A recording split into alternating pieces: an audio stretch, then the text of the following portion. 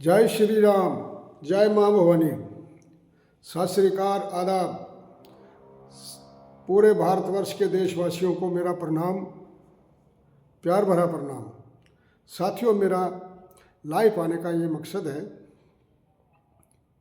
कि पूरे हिंदुस्तान में एक हल्ला मचा हुआ है कि यूजीसी कानून लाया। यूजीसी का पता ही नहीं, गांव देहातों में लोगों को पता ही नहीं है यूजीसी क्या है। यूजीसी यूनिवर्सिटी ग्रांट कमीशन, जो यूनिवर्सिटियां हैं, कई हज़ारों 60,000 यूनिवर्सिटियाँ हमारे हिंदुस्तान में, कॉलेज है, 60,000 कॉलेज हैं। तो उन कॉलेजों की एक ग्रांट देती है सरकार, और ग्रांट का एक कमीशन बिठाया हुआ है, उसके प्राविधान भी बनाए हुए हैं। अभी नया प्राविधान लागू हुआ है स्वर्ण कास्ट के लिए। जिस कास्ट में राजपूते नहीं होते हैं, उसमें जाट है, गुज्जर है, बनिए हैं, मराठा हैं और बहुत सारी जाति है। 40% आबादी स्वर्ण कास्ट की है। और ख़ासकर इन राजपूतों की वजह से ही हमारा देश आज हिंदुस्तान के नाम से है। पीछे मुगलों से लोहा लेने के लिए राजपूतों की सेना, जब राजपूतनियाँ शतरानियाँ, जब सेना ख़त्म हो जाती थी, वो 12-12 वर्ष के बच्चे को भेजा है तिलका लगा के जाओ रणभूमि में। और ये बाकी जो कास्टें हैं, जिसको ऐसी कहते हैं, ये तमाशगिर होती थी, साथ में तमाशा देखते थे। जो जिसकी पार्टी मुसलमान जीते तो उनके साथ हो जाते थे, मुसलमान बन जाते थे। हिंदू के साथ, वो राजपूत अगर जीते तो राजपूत के साथ हो जाते थे। मगर महाराणा प्रताप जैसे महाराणा, बहुत सारे राजपूतों ने, हमारे पुरखों ने बलिदान दिए हैं, तब ये हिंदुस्तान है, नहीं तो ये मुगलिस्तान होना था। साथियों, और आज के युग में, इस युग में इनको दबाया जा रहा है, हमको बिल्कुल ख़त्म किया जा रहा है कि हमको बिल्कुल मिट्टी से मिला दो। डॉक्टर अंबेडकर जी ने एक प्राविधान निकाला था, कानून निकाला था कि ये जो पिछड़े वर्ग थे तो उनको समानिया करने के लिए 10 साल का प्राविधान रखा था। 10 साल रिजर्वेशन रखो, जब ये समानिया हो जाएंगे तो रिजर्वेशन को हटा दो। मगर आज के नेताओं ने अपना वोट बैंक बना लिया, रिजर्वेशन को वोट बैंक बना लिया। उसको बढ़ाते बढ़ाते बढ़ाते बढ़ाते बढ़ाते बढ़ाते आज 80 साल होने को जा रहे हैं, 78 साल हो गए, मगर रिजर्वेशन ख़त्म ही नहीं हुई। बड़ी विडंबना की बात है, बड़ा अफसोस की बात है। एक हमारा बच्चा होता है स्वर्ण कास्ट का, जैसे वो दिन रात मेहनत करता है। मेरे खुद के बच्चे दिल्ली में, मगर बेटा तुम बाकी सब तुम्हारे साथी बाहर खेल रहे हैं, तो आप क्यों नहीं इधर खेलने क्यों नहीं जाते हो? कहता डैडी हम कैसे जाएं इस खेलने, हमें उधर मेरिट लाना होता है, नंबर होंगे तो हम आगे कॉलेज में हमको डिग्री मिलेगी। तो मगर ये क्या कर रहे हैं, ये आके शेड्यूल कास्ट हैं, इनको 30% भी हुआ तो ये इनका सीट सेलेक्ट है। क्या अंधेर कर दी है। एक बच्चा, लायक बच्चा, एक 91-95% नंबर लेके, तो जब कोई पोस्ट आती है, डॉक्टर की पोस्ट आई, या तो टीचर की पोस्ट आई, या तो प्रोफेसर की, कोई भी इंजीनियर की पोस्ट आई, अभी तो नया प्रावधान निकाल दिया, डॉक्टर भी 30% वाले डॉक्टर बन जाएंगे।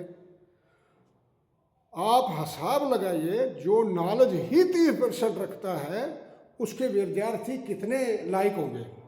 उस डॉक्टर के, जब डॉक्टरी करेगा, उसके मरीज कितने स्वस्थ होंगे। ये क्या अंधेर कर दी है। बाहर के देशों में जाके देखिए, वहाँ से आह्वान करते हैं हमारे पूरे भारतवर्ष में कि कोई भी जो आपका लायक बच्चा हो, उसको हमारे देश में भेजिए। वो पैकेट देते हैं, 25 लाख 30 लाख का पैकेट है। जो लायक बच्चे 95%, 91 से ऊपर जितने बच्चे हमारे देश में आओ। क्यों आओ भाई? वो इसलिए आओ कि जिस देश में लायक आदमी बड़े ओहदे पे होंगे, जैसे डीसी है, कमिश्नर हैं, और कोई प्रोफेसर पढ़ा रहा है, कोई कॉलेज के प्रिंसिपल हैं, कोई डॉक्टर है, वो अगरचे सही, अगरचे बुद्धि वाले आदमी आगे रखेगा तो वो देश भी हमारा उन्नति करेगा। तो जिस देश के नालायक बच्चे पीछे आगे कर देंगे, तो वो देश की, तो ये तो हमारे हिंदुस्तान की बुनियाद को खोखला करने की चाल है। साथियों, मेरा कहने का मकसद समझो, आप एक आवाज कर दो, जातिवाद पे रिजर्वेशन नहीं होना चाहिए। जातिवाद, यूजीसी छोड़ो, तुम जातिवाद पर रिजर्वेशन ही खत्म करो। जातिवाद पर रिजर्वेशन नहीं होना चाहिए, रिजर्वेशन देना ही है रिजर्वेशन देना है तो आप सर्वे कीजिए। गरीब की कोई जाति नहीं होती, गरीब में राजपूत भी आता, जाट भी आता, बंगी ईर भी, जी जोहार सब कुछ आते हैं, चमार भी आता है, चूड़ा भी आता है, राजपूत, पंडित, क्षत्रिय, बानिया सब कुछ आते हैं। गरीब की कोई जाति नहीं होती है। आप गरीब का सर्वे कीजिए, गरीब को रिजर्वेशन दो। रिजर्वेशन ये नहीं कि भाई वो जिसके मेरिट कम है तो उसको आगे ले, ना, उसका प्राविधान रखो, उसके कॉलेज की बेशक फीस माफ़ करो गरीब आदमी की, कि मैं ही गरीब हूँ, मैं पढ़ाना चाहता हूँ, मैं भी, मेरा बच्चा कॉलेज जाए, सिटी में जाके पढ़े, मगर मेरे पास पैसे नहीं है, मैं कहाँ से पढ़ाऊँगा, मेरे को फीस भरने के लिए पैसा नहीं है। तो ऐसा कोई प्राविधान लगा लो ना, कोई राजपूत का बच्चा भी, जिसका भी कास्ट छोड़ो तुम, कास्ट जातिवाद पे नहीं, गरीब और अमीर दो जातियाँ रखो। जो सक्षम है उसको रिजर्वेशन देने का क्या मतलब है? मेरा कहने का मतलब है उसका प्राविधान बनाओ, उसको लिखाई पढ़ाई या वजीफा दो या कपड़े वर्दी फ्री दो, यहाँ तो रहने का कोई अरेंजमेंट करो। जब मेरिट हो, जब एग्ज़ाम हो, उसमें नंबरा जो जिस योग्य होगा वही आगे जाएगा, तब हमारा हिंदुस्तान उनकी तरक्की करेगा।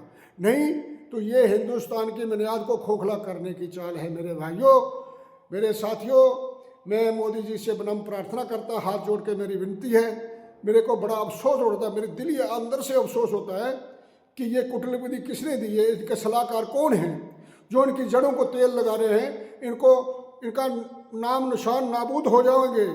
ये स्वर्ण कास्ट 40% है, इस तरह मत समझो। स्वर्ण कास्ट ने बड़े बड़े बलिदान किए हैं, पीछे इतिहास है, इतिहास लिखा हुआ है, देखिए इतिहास में। हमारी चुप्पी यहाँ तो हमारे मजबूरी मत समझो, हमारा मजबूरी का नाजायज फ़ायदा मत उठाओ। मेरा कहने का ये मतलब है, इस यूजीसी काले कानून को वापस करो, इसको यूजीसी कानून को वापस लीजिए। इसमें ऐसे ऐसे प्राविधान हैं। अभी हाल ही में मैं यूट्यूब पे देख रहा था, एक लड़की ने लड़की को प्रपोज कर दिया। वो थी अभी 13 तारीख को कानून लागू हुआ, 14 तारीख की बात है, उस पर केस ठोक दिया लड़के ने। वो कोई कहने लगा मेरे साथ शादी करेगी, वो जनरल कास्ट की लड़की थी। उसने कहा क्या बदतमीज बोल रहा तू? उसने उल्टा कहा जी ये मेरे को चूड़ा करिए, चमार करिए, जो डूम आशा करिए, ये जी मेरे को जी ये शेड्यूल कास्ट करिए। तो उसके ऊपर केस बन गया, लगाओ हसाब। ये कौन सा काला कानून है? ऐसे ही कोई तुक बना के झूठा इल्ज़ाम ठोक दे किसी पे, ऐसा प्रोफेसर में ठोक दे भाई इसने ये कर दिया, उसको वो निष्कासित कर देंगे। ये क्या अंधा कानून हुआ? क्या है? अंधेर नगरी चौपट राजा।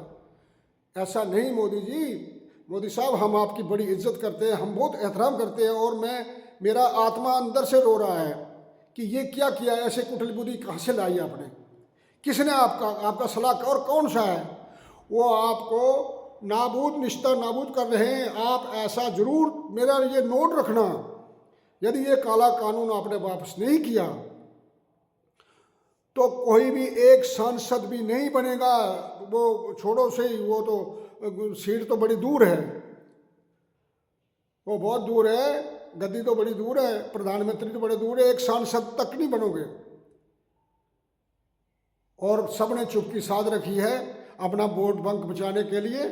हमारे 4-5 MP यहाँ से चुन के गए हुए हैं। हमारे जितेंद्र राणा जी देखिए, और राणा जी के पीछे मैंने मेरा गला फाड़ दिया। मैंने फेसबुक पे मेरा देखना, जगदीश राणा कहीं फेसबुक पे सर्च मारना है, और मैंने उस दौरान कितने कंपेन किए, कहाँ कहाँ जाके मैंने क्या उल्टा सीधा बोला है, और क्या क्या भाषण दिए हैं।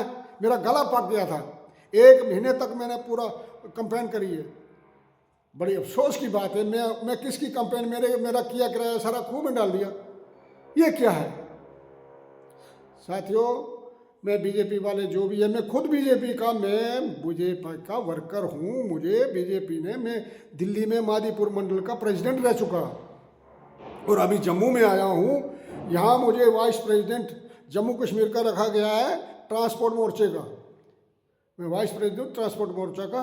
तो ये मेरी खुद की पार्टी है, घर की पार्टी है। मेरा आत्मा रो रही है, अंदर से मेरे आत्मा रो रही है कि ये क्या कर दिया।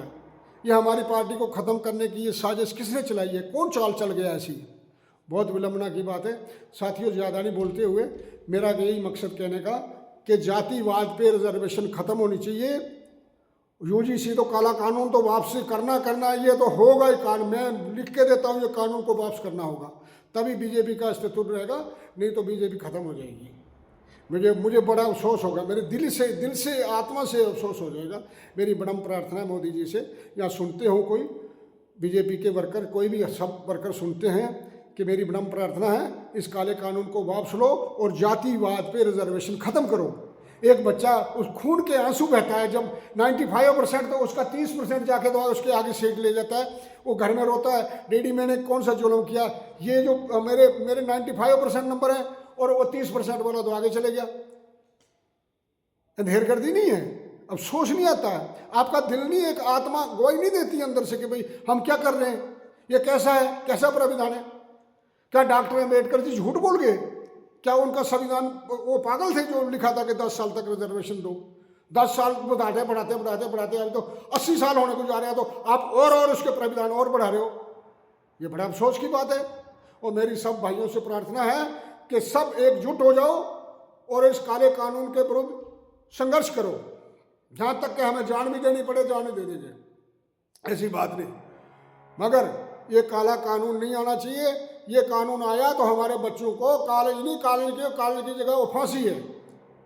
अगर जो किसी ने केस ही कर दिया, बच्चा अगर अंदर ही चले गया वो साल के तौर गया, जब वो छूट के आएगा, क्या उस बच्चे को छोड़ेगा? वो जिसने झूठा केस लगाया उसको जान से मार देगा और दोनों मर गए। एक तो उसको घर खाली हो गया, वो तो खुद अंदर जेल में चले जाएगा, वो दोनों घर खत्म, बर्बाद हो गए। इस बर्बादी का टोटल कारण जनाब मोदी साहब होंगे।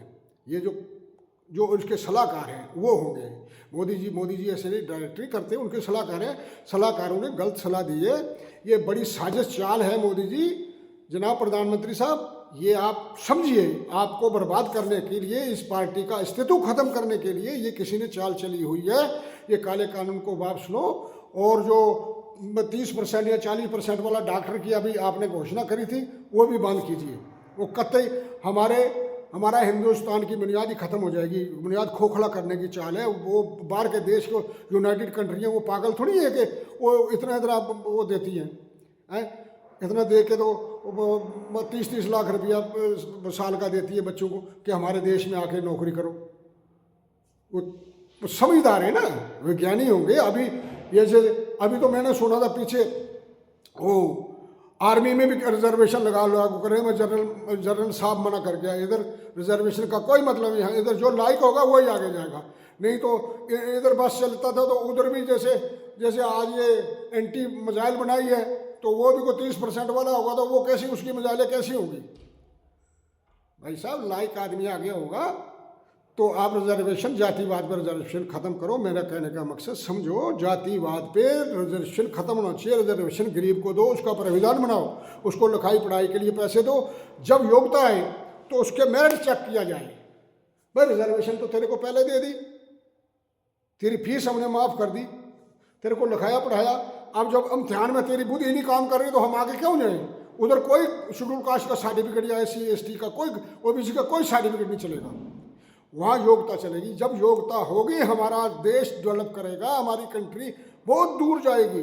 मोदी जी, आपसे बड़ा प्रार्थना है, मैं ज़्यादा नहीं बोलते हुए आपसे अर्ज है कि इस काले कानून को वापस लो और जातिवाद पे रिजर्वेशन खत्म करो।